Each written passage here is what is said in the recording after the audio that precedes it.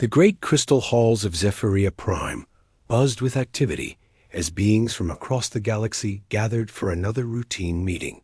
Admiral Kethvar adjusted his ceremonial robes and looked out at the assembled representatives. 12 different species sat in their designated areas, each group speaking in their own languages, while universal translators worked to convert the chaos into something understandable. The Zelonian Empire held the largest section with their blue-skinned delegates discussing trade routes between the Outer Rim colonies. Their Admiral Kethvar had served the Council for 20 years and knew every detail of galactic politics.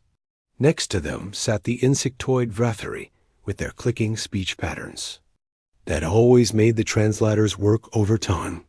The peaceful Etherians floated in their environmental suits, their gaseous forms shifting colors as they communicated through chemical releases. Dr. Veltara walked between the groups, carrying her data tablet filled with reports about extinct species. As the chief xenobiologist for the Council, she had spent decades studying the rise and fall of civilizations across the galaxy. Her scaled green skin marked her as one of the Corvani, but unlike her warrior cousins, she preferred studying life rather than ending it. The meeting began with standard reports about shipping lanes and resource allocation. Captain Mordoon of the Exploration Fleet reported on 3 new planets suitable for colonization.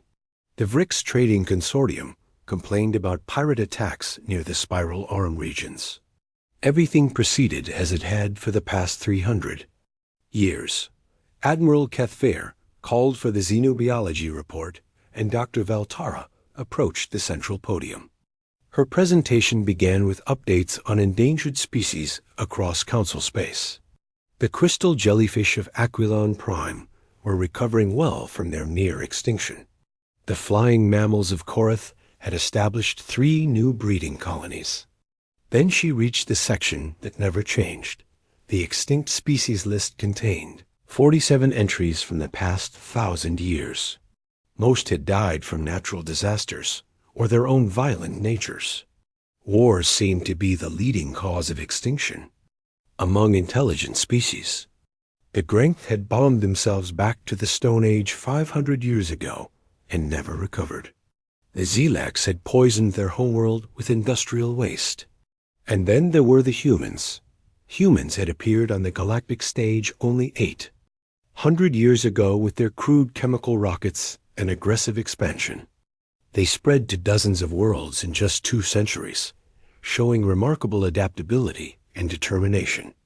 Their technology advanced rapidly from primitive combustion engines to faster-than-light travel in less than 300 years. Many species had taken twice as long to achieve the same progress, but humans had a fatal flaw that Dr. Veltara had noted in her early reports. They could not stop fighting each other. Even as they reached for the stars, they brought their conflicts with them. Human colonies fought over resources, territory, and ideas that seemed meaningless to other species. Their governments changed constantly through wars and revolutions. The last human transmission had come exactly 300 years ago. A desperate message sent on all frequencies from their homeworld called Earth. The transmission spoke of something they called the Final War and begged for help from anyone who could hear them. Then silence. Council ships had monitored human space for decades afterward, but found nothing. No energy signatures from their cities, no ships moving between planets, no responses to communication attempts. Their colonies went dark one by one. Orbital stations drifted empty through space. The humans had destroyed themselves just as Dr. Veltara had predicted. The Council had declared humanity extinct after 50 years of silence. Their worlds were marked as quarantine zones to prevent scavengers from disturbing whatever remained. Most species felt sad about losing such a promising young race, but life in the galaxy continued without them. Dr. Veltara finished her report and returned to her seat. The meeting moved on to discuss mining rights in the asteroid fields near Sigma Draconis. Nobody paid much attention when long-range sensors detected a faint anomaly from the direction of the old human territories. Space was full of background radiation and cosmic noise that meant nothing. But far away in the darkness between stars, something that had traveled for 3 centuries was finally close enough to be heard.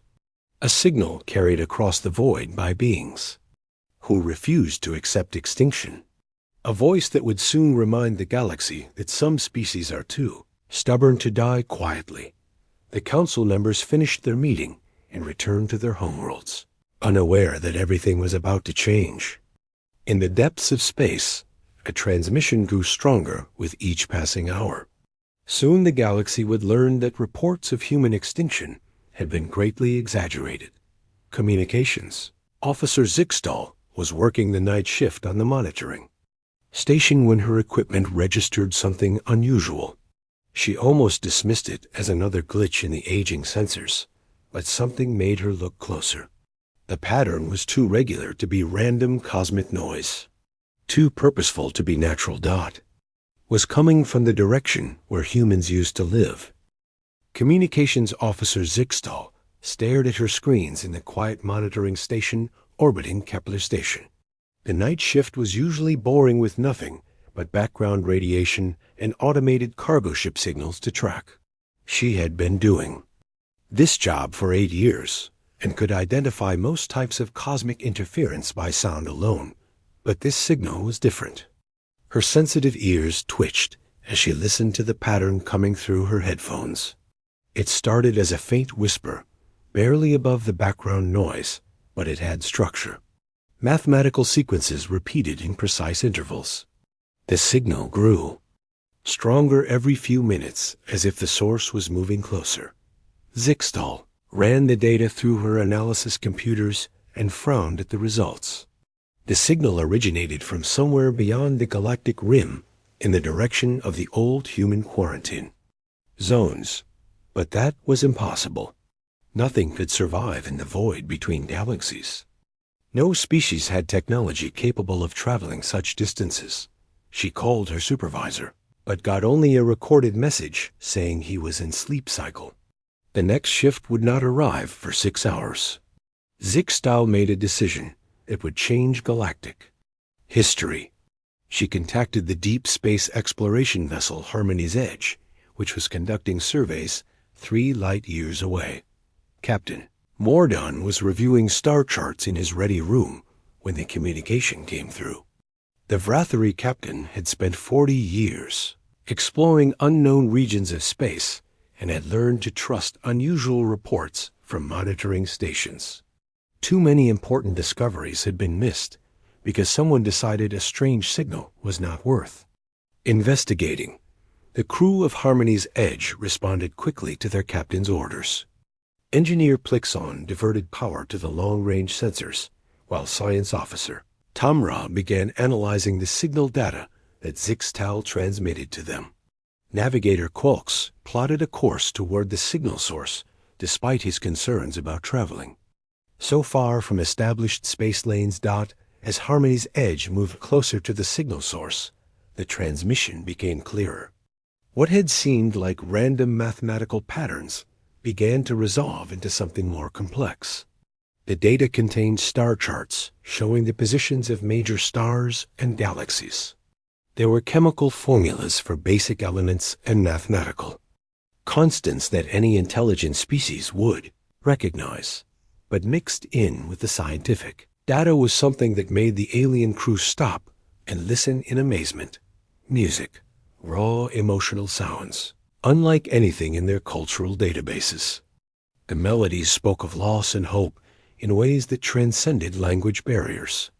Even species that communicated through chemical signals or electrical pulses found themselves moved by the haunting beauty of the compositions. Engineer Plixon worked for hours trying to decode the more complex parts of the transmission.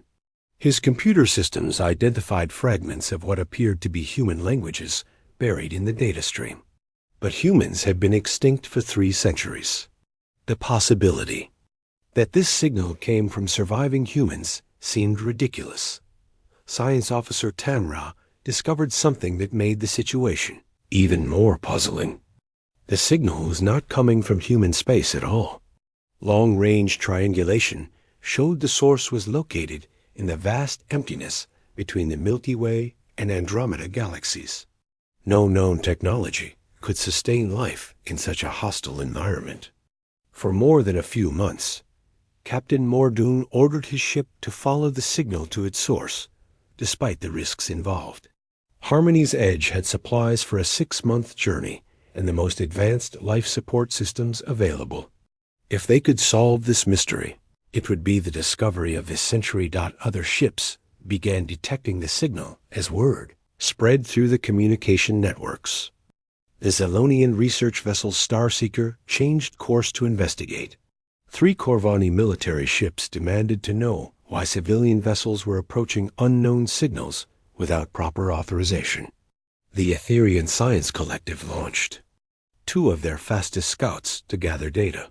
Within days, a small fleet of curious vessels from different species was converging on the signal source.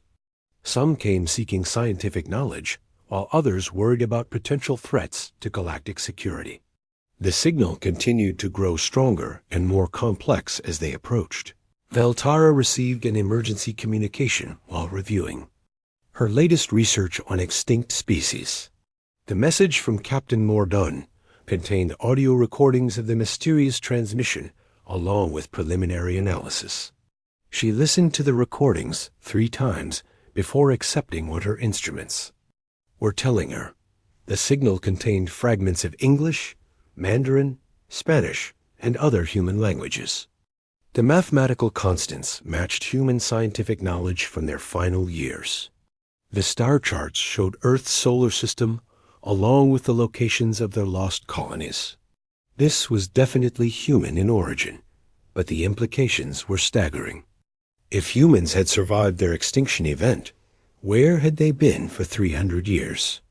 How had they traveled to the void between galaxies? What technology allowed them to maintain a civilization in the emptiness of space? And why were they finally breaking their centuries of silence? The Galactic Council called an emergency session as reports flooded in from the investigating ships. Admiral Kethvar found himself dealing with a crisis unlike anything in his long career. Some council members demanded military action against this unknown threat. Others called for peaceful contact with whatever intelligence was sending the signals. Communications. Officer Zix Tao monitored everything from her station as the galaxy's attention focused on her discovery. The signal continued to strengthen and evolve.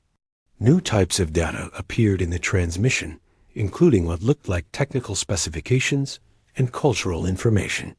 Whoever was sending this message wanted to be understood.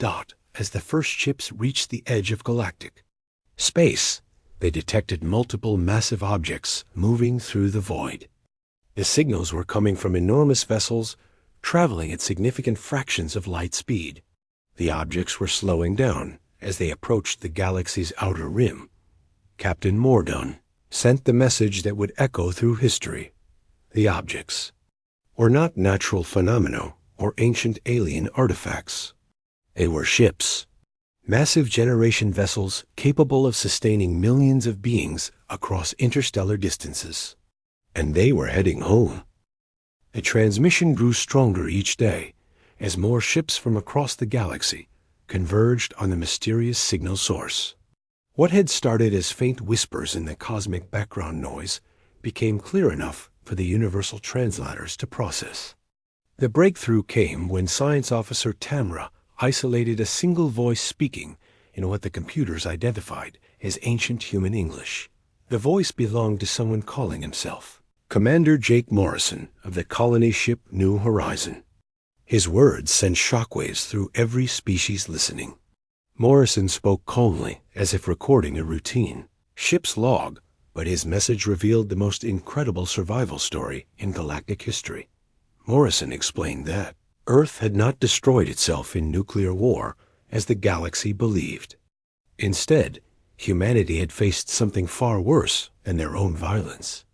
A phenomenon they called the hunger had begun consuming matter itself, starting with Earth's moon and spreading toward the planet.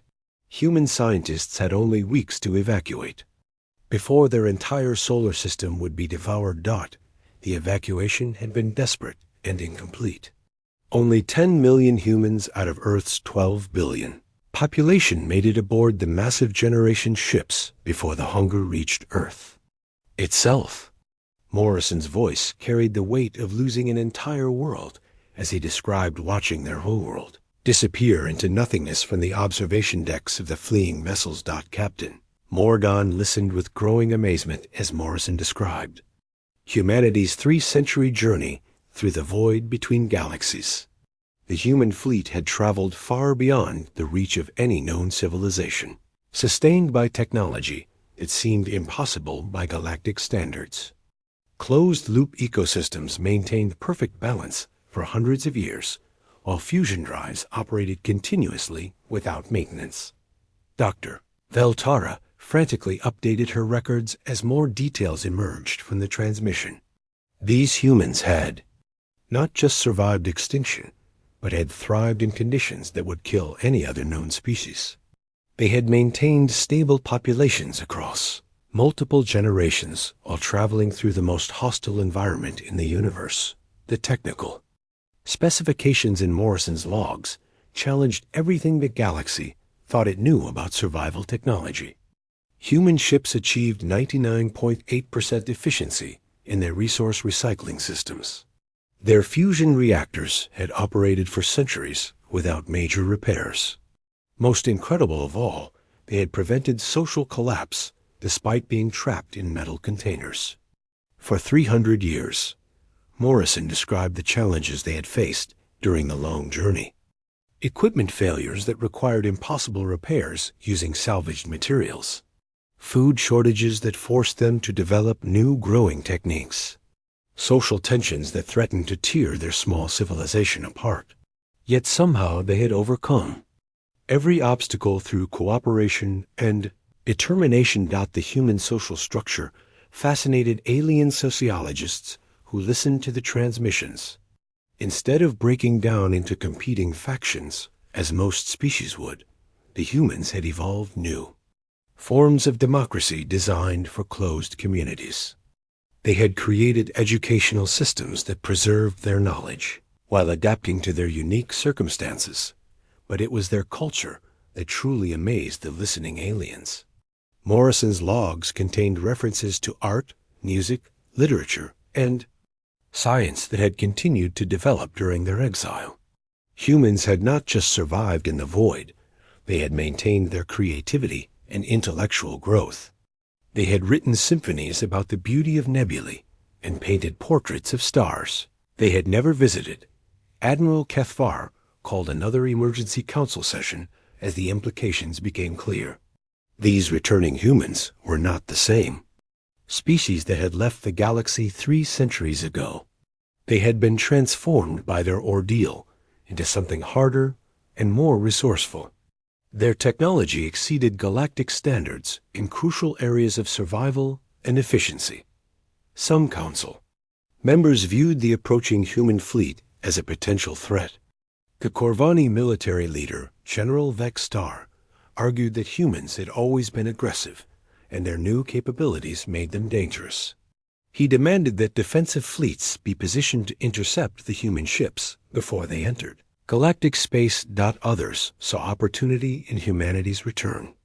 The Etherian collective representative Dr. Lim Ara pointed out that human survival technology could benefit all species. Their closed-loop life support systems could revolutionize space exploration and colonial development. Their social innovations might help solve the eternal problem of maintaining stability in isolated communities. Morrison's logs revealed that the human fleet consisted of 17 massive colony ships, along with hundreds of smaller vessels and mobile habitats. Each colony ship carried between 500,000 and 800,000 survivors. The total human population had actually grown during their exile to nearly 12 million people. The ships themselves defied conventional understanding of what was possible with known technology.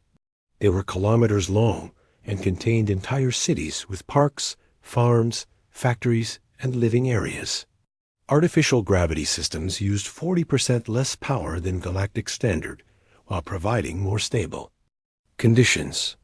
Their hulls showed signs of countless repairs, but remained structurally sound after 3 centuries of travel. As the first visual contact was established, alien crews stared in wonder at the approaching human vessels. The ships looked like flying cities with lights twinkling and thousands of windows. Gardens could be seen through transparent sections, along with people moving through corridors and open spaces.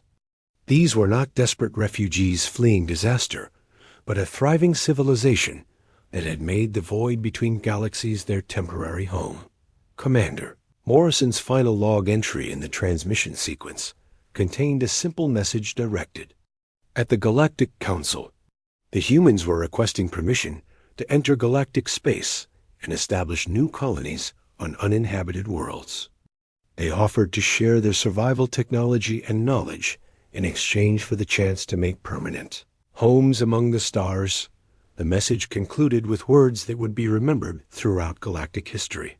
Morrison stated that humanity had learned the value of cooperation during their long exile. They sought not conquest or dominance, but partnership with the other species of the galaxy. They had traveled through darkness to find light and hoped to share that light with others. As his transmission ended, long-range sensors detected the massive human fleet beginning to decelerate from near light speed at the galaxy's edge. The Galactic Council chambers erupted in chaos as representatives from 12 species argued about humanity's return. Admiral Kethvar struggled to maintain order while heated debates raged across the assembly floor. 3 centuries of believing humans were extinct had not prepared anyone for this moment.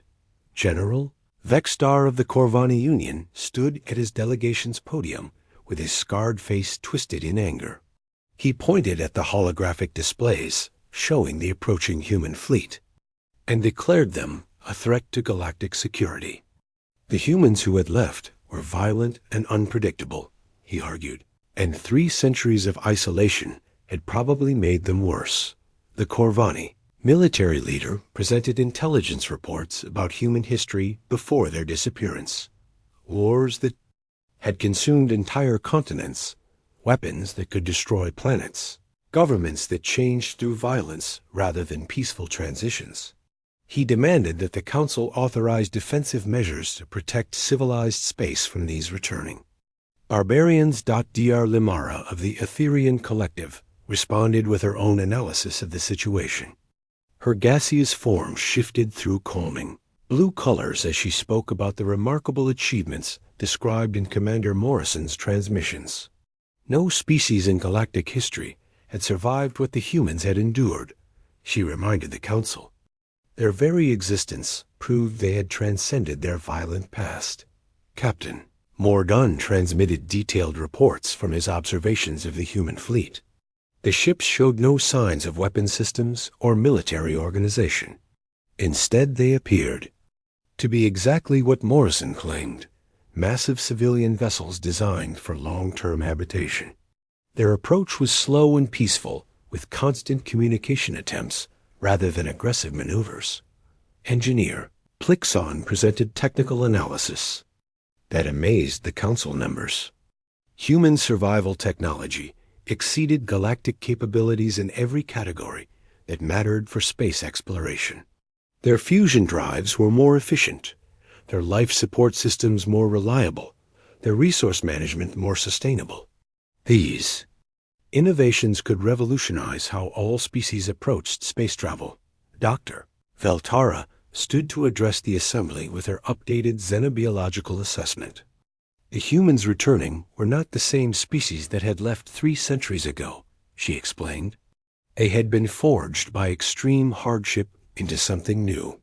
Their social cohesion and technological adaptation represented an evolutionary leap that deserved study rather than fear.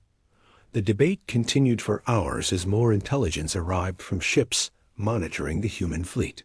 Long-range scans revealed children playing in observation lounges and families gathering for meals in communal Dining areas. These were not soldiers preparing for conquest, but civilians seeking homes for their children and grandchildren. Navigator. Quarks reported on the human fleet's trajectory and speed. They were decelerating gradually toward the outer rim systems, where uninhabited worlds offered potential colony sites. Their course avoided all populated systems and major shipping lanes. Every aspect of their approach suggested peaceful intentions, but fears remained strong among several species. The Vrix Trading Consortium worried about economic disruption from human competition. The Zelonian Empire questioned whether there were resources enough in the outer rim to support 12 million. New colonists. The insectoid Barani expressed concern about disease transmission from a species that had been isolated for centuries. A new transmission from the human fleet provided answers to many concerns. Captain Lisa Rodriguez of the flagship Terra's Promise addressed the Council directly with formal diplomatic protocols. Her message demonstrated that humans had maintained detailed knowledge of galactic politics and customs during their exile. Rodriguez explained that the human fleet carried complete biological isolation protocols to prevent contamination in either direction. Their ships contained sealed environments that could maintain quarantine indefinitely if necessary. They had preserved detailed medical records of human physiology to assist in developing appropriate safety measures. The human captain also presented detailed proposals for colonial development that addressed resource concerns. Human closed-loop technology could make marginal worlds habitable without depleting local ecosystems. Their agricultural systems could produce surplus food using minimal land and water resources. Rather than competing for existing resources, they could create new abundance. Most importantly, Rodriguez offered to share human survival technology freely with all Council species. The innovations developed during their exile belonged to no single corporation or government, she explained. They were part of humanity's gift to the galaxy in gratitude for being allowed to return home. Dr. Veltara found herself becoming humanity's strongest advocate as she studied their proposals. The returning humans offered solutions to problems that had plagued galactic civilization for centuries. Their social innovations could help prevent the civil wars that regularly devastated developing species. Their technology could make space exploration safer and more sustainable for everyone. The Etherian Collective formally proposed welcoming humanity back to the galaxy with full rights and protections. Dr. Limara argued that the human survival story was exactly what the galaxy needed to hear. Their example proved that extinction could be avoided through cooperation and determination rather than conquest and aggression. But the Corvani Union remained opposed to human integration. General Vexstar presented classified intelligence about human military capabilities before their exile. He warned that survival technology could easily be converted to weapon systems. A species capable of traveling between galaxies possessed power that could threaten established civilizations. The debate reached a crucial point when Captain Rodriguez transmitted an offer that surprised everyone. The humans proposed a limited integration program starting with scientific and cultural exchanges. Small groups of human researchers would work with Council scientists while alien observers visited human ships. Trust would be built gradually, through cooperation rather than forced through political agreements. Admiral Kethva called for preliminary votes on various proposals as the human fleet continued its approach toward the galactic rim. The Council had weeks to reach decisions before the humans arrived at potential colony worlds. The future of galactic civilization hung in the balance as ancient fears battled against new possibilities. As the session continued, more transmissions arrived from the human fleet containing detailed information about their technology, culture, and social organization. Each revelation made their offer more attractive to species struggling with resource limitations and social problems. Humanity was not seeking charity, but offering genuine partnership. Nexus Station floated in the neutral space between galactic territories, its rotating sections gleaming under the light of distant stars. The massive diplomatic facility had hosted first contact ceremonies for 6 different species over the past millennium, but none as significant as this meeting with the returning humans. Captain Lisa Rodriguez stepped through the airlock with careful dignity, her magnetic boots clicking against the metal deck plating. Behind her came Dr. Aaron Kim, whose pale skin and tall frame showed the effects of 3 centuries of low-gravity living. Engineer Maya Brooks completed the small human delegation, her dark hair streaked with premature silver from years of radiation exposure during critical repairs. The aliens watched with fascination as the humans moved through the station corridors. Rodriguez walked with the confident grace of someone accustomed to command, while Kim's movements showed the careful precision of a scientist who had spent his life working in cramped laboratory spaces. Brooks carried herself like an engineer, constantly observing and analyzing everything around her. Admiral Kethvar greeted the human delegation in the Central Assembly Chamber with traditional Zilonian courtesy rituals. His blue skin showed the ceremonial patterns of high rank, while his forearms gestured in complex sequences that expressed welcome and caution in equal measure. The humans responded with careful bows that showed they had studied galactic diplomatic customs.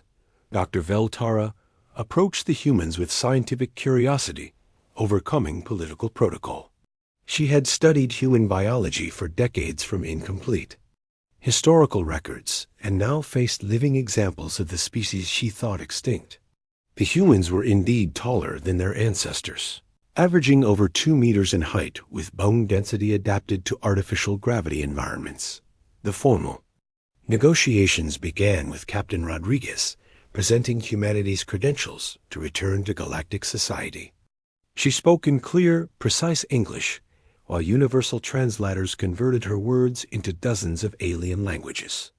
Her message emphasized humanity's desire for peaceful coexistence and mutual benefit rather than territorial expansion or resource competition. Dr. Kim stepped forward to present humanity's scientific achievements during their exile. His presentation included holographic displays of human ships, agricultural systems, and social structures that amazed the alien observers. The closed-loop ecosystems that sustained millions of people for centuries represented breakthrough technology that could revolutionize space exploration. The human hydroponic systems could grow food in zero gravity with 90% efficiency while using minimal water and energy. Their fusion reactors operated at safety levels that exceeded galactic standards while providing more power per unit mass. Most importantly, their social protocols had prevented major conflicts during 3 centuries of close-quarters living. Engineer Brooks described the technical innovations that kept the human fleet operational during their long journey. Modular construction techniques allowed rapid repairs using salvaged materials. Redundant systems prevented critical failures from becoming catastrophic disasters. Resource recycling achieved efficiency levels that most species considered theoretically impossible, but it was Dr. Kim's biological presentation that truly impressed the alien scientists. The humans had not just preserved their own species during the exile, but had maintained complete genetic records of every Earth organism. They carried the biological heritage of an entire world in their database archives, offering to share this knowledge freely with the galaxy. The Genetic Preservation Project represented unprecedented scientific achievement. Human scientists had developed techniques for storing and maintaining biological information that could allow extinct species to be recreated. Their offer to share this technology could help other species preserve their own biological heritage for future generations. Dr. Veltara found herself overwhelmed by the scientific possibilities. The human genetic archives contained information about millions of species that had evolved on Earth over billions of years. This biological diversity could provide solutions to agricultural problems, medical challenges, and ecosystem management issues facing species throughout the galaxy. General Vex Tar attended the negotiations with barely concealed hostility. Corvani military leader questioned every human claim and demanded detailed information about their defensive capabilities. He seemed disappointed when the humans readily provided complete technical specifications for their ships, showing they carried no weapons beyond basic asteroid defense systems. The Corvani general's concerns shifted from military threats to economic competition. He worried that human efficiency would disrupt established trade relationships and undermine traditional industries. His questions revealed deep fears about change and adaptation that resonated with conservative factions among several species. Captain Rodriguez addressed these concerns with patience and understanding. Humanity's goal was not to replace existing systems, but to supplement them with innovations that could benefit everyone. Their agricultural technology could feed growing populations without destroying natural ecosystems. Their manufacturing techniques could produce goods using fewer resources while creating less waste. The economic benefits of human integration became clear as negotiations continued. Their closed-loop technology could make marginal colonies profitable by reducing supply costs and increasing self-sufficiency. Their social innovations could prevent the civil unrest that regularly disrupted mining operations and agricultural development in frontier regions. Dr. Lamara of the Etherian Collective raised questions about human culture and philosophy that had developed during their exile. The answers revealed a species that had been transformed by adversity into something more cooperative and thoughtful than their ancestors. 3 centuries of shared survival had created social bonds that transcended traditional human divisions. The humans described educational systems that emphasized collaboration over competition, resource management that prioritized sustainability over profit, and leadership structures that valued wisdom over authority. Their children learned from birth that individual survival depended on community success, creating citizens who naturally thought in terms of mutual benefit. As the negotiations progressed, more aliens began to see humanity as an opportunity rather than a threat. The VRIX Trading Consortium realized that human efficiency could open new markets rather than destroy existing ones. The Barani recognized that human social innovations could help solve their own population management problems. The breakthrough came when Engineer Brooks offered to establish joint research facilities where human and alien scientists could work together on technological development. Rather than keeping their innovations secret, the humans wanted to accelerate progress through collaboration. Their survival had depended on sharing knowledge, and they intended to continue that tradition. Admiral Kethvar found himself mediating between species eager to work with humanity and those still harboring fears about change. The humans had presented compelling arguments for integration, but centuries of established relationships could not be altered overnight. Careful planning would be required to ensure smooth transitions. The negotiations concluded with preliminary agreements for limited human settlement in the Outer Rim territories. Small groups of human colonists would establish demonstration communities while alien observers studied their methods.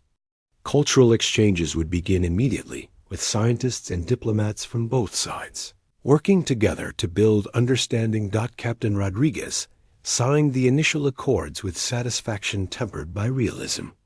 This was only the beginning of a long process that would determine whether humanity could truly find a place in galactic civilization.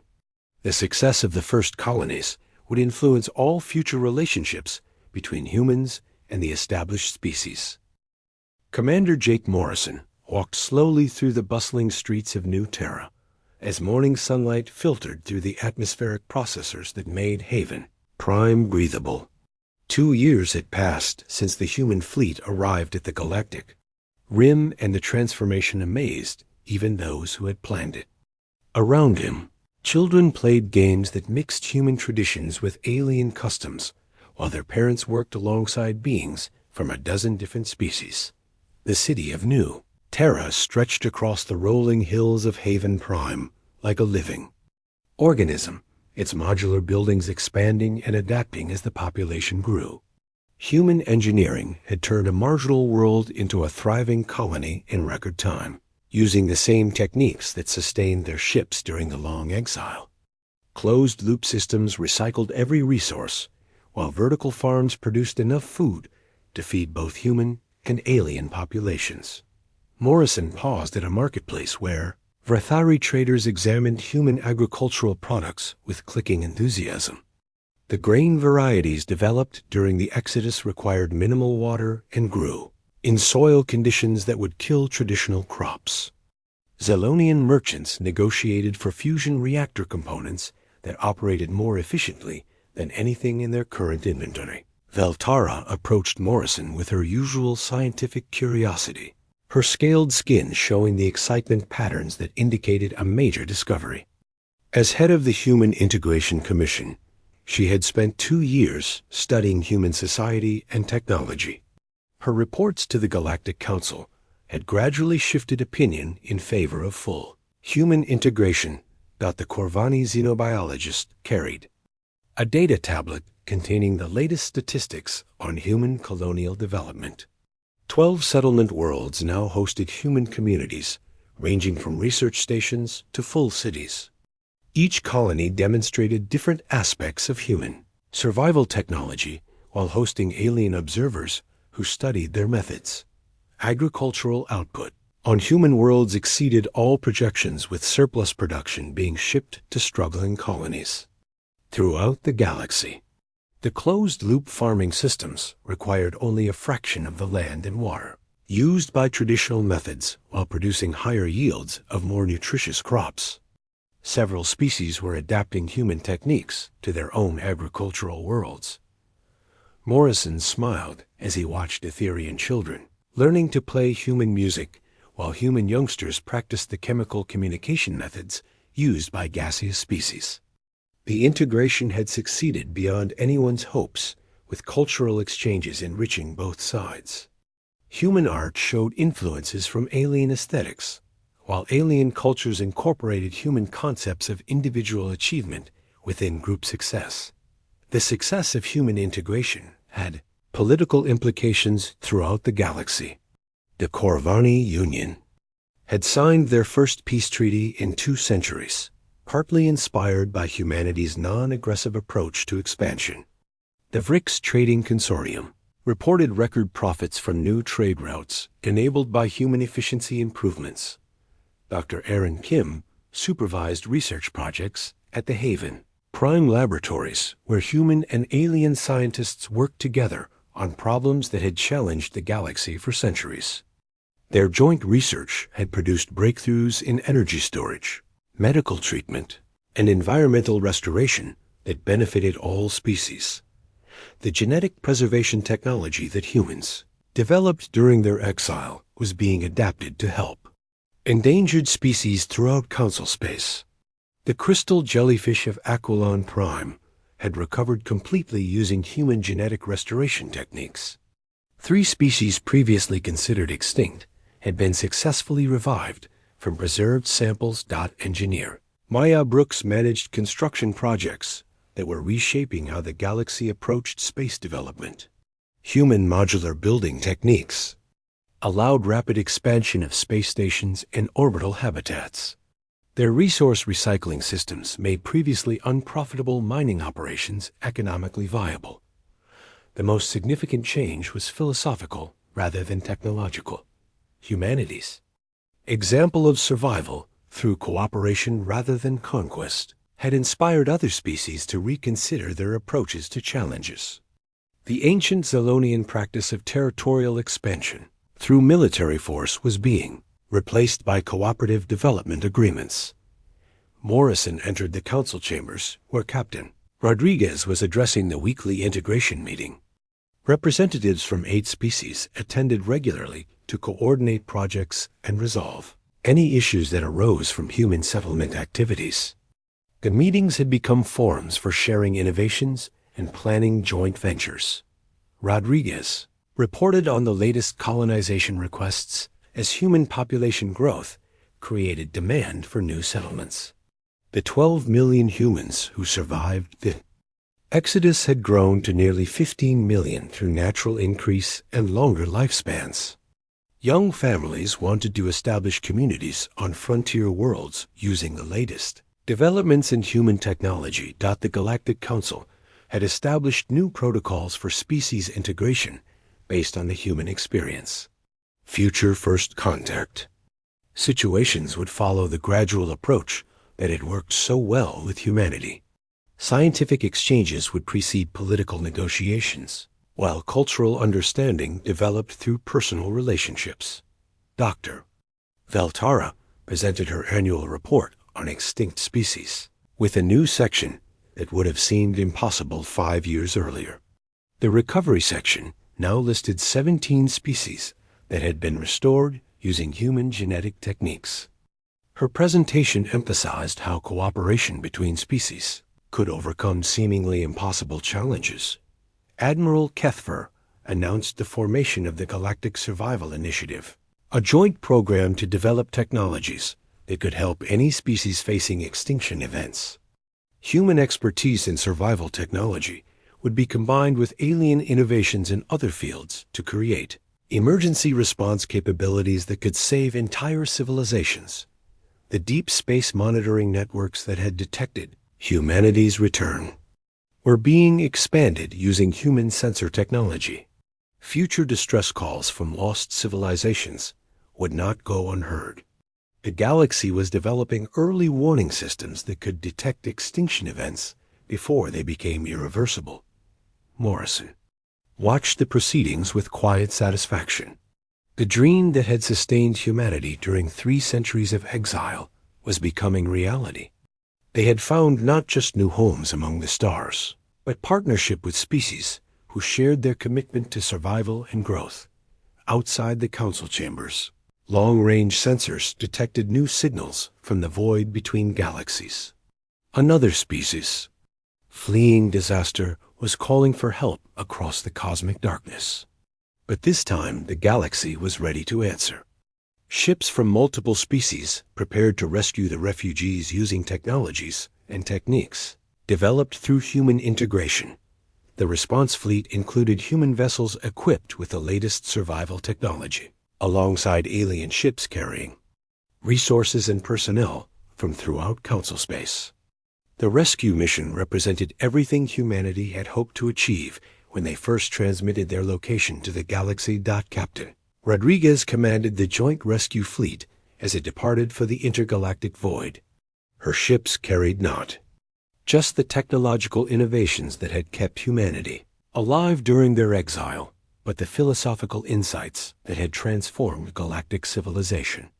The circle of compassion that had welcomed humanity home was expanding outward to embrace whoever needed help. Morrison stood on the observation deck of the rescue ship, Terra's Promise, as it accelerated toward the unknown. Around him, beings from a dozen species worked together with the efficiency that had become the hallmark of human-influenced operations.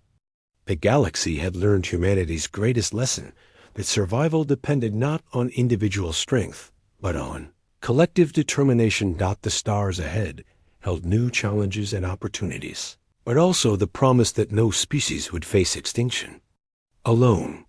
Humanity had proven that hope could survive even the darkest journey between galaxies, and that lesson would echo through the cosmos for generations to come.